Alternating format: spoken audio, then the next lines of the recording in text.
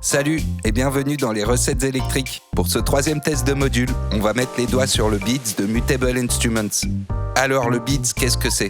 Eh bien c'est un processeur granulaire avec lequel on va pouvoir manipuler le signal audio et créer des textures en temps réel. En plus de la reverb très musicale et du processeur de couleurs, on va pouvoir selon les réglages s'en servir comme delay, chorus, flanger, filtre en peigne, beat shifter ou beat repeater. Et comme si ça ne suffisait pas, il y a même un oscillateur intégré à table d'onde.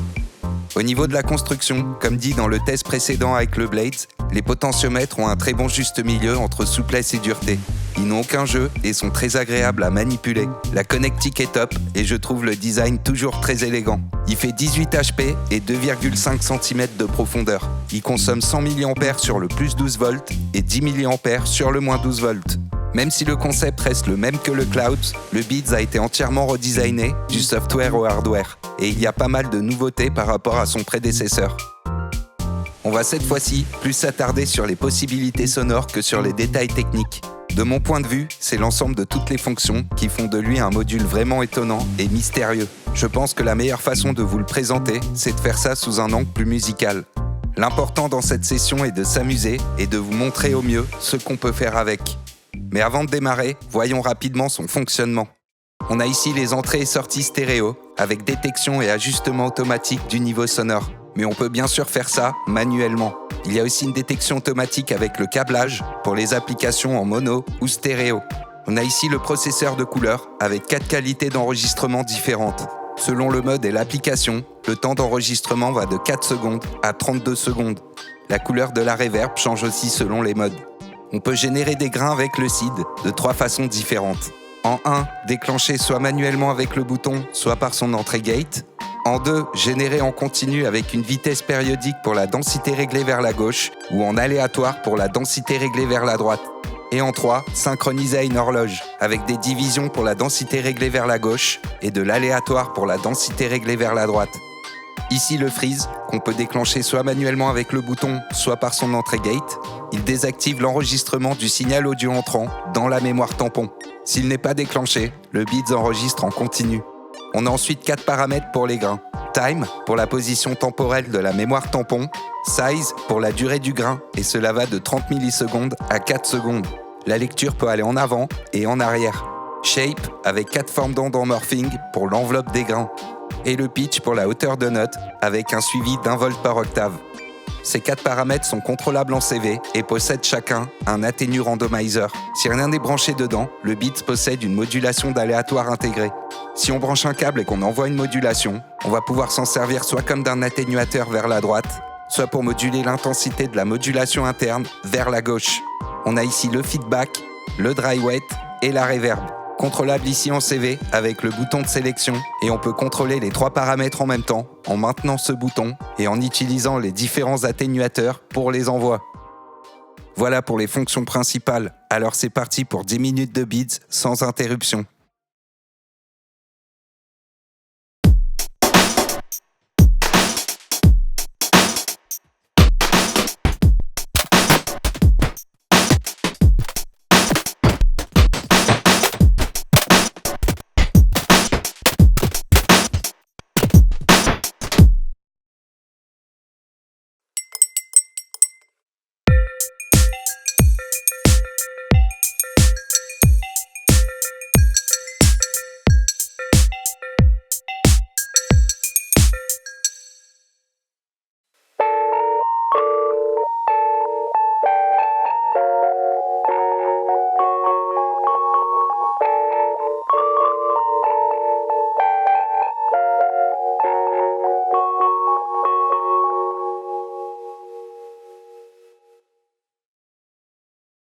C'est pas bien, mais bon, voilà.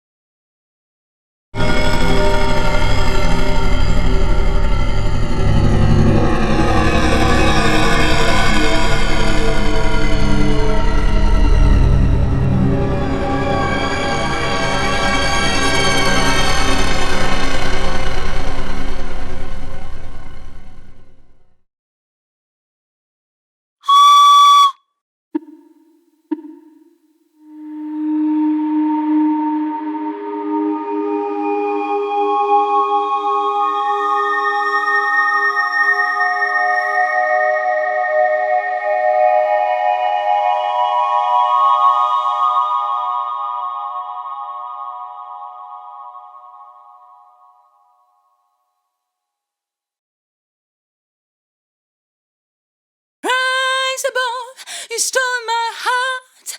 Rise above, get back.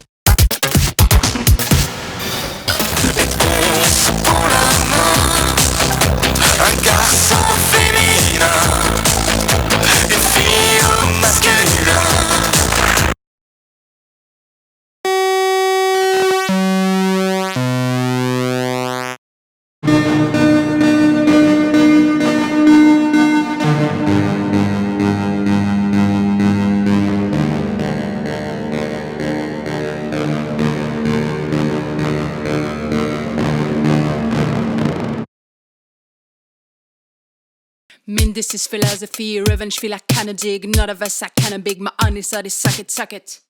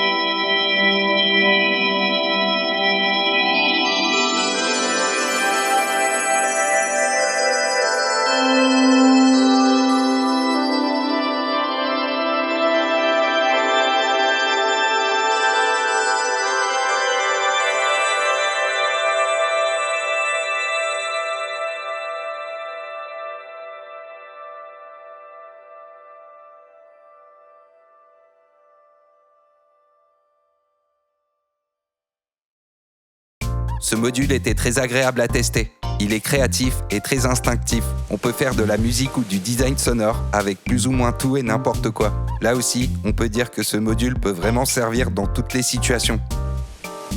Cette vidéo n'est pas un placement de produit et j'espère en tout cas que ce test vous a plu. N'hésitez pas à nous dire dans les commentaires si ce genre de formule vous intéresse. Merci beaucoup à ma pote Annalie Fischer d'avoir participé à l'épisode. Sa super chaîne est en description. Aussi, merci beaucoup à Emily de Mutable pour nous avoir prêté ses modules. Pensez à vous abonner à la chaîne pour ne pas manquer le prochain test et je vous dis à très vite pour la suite.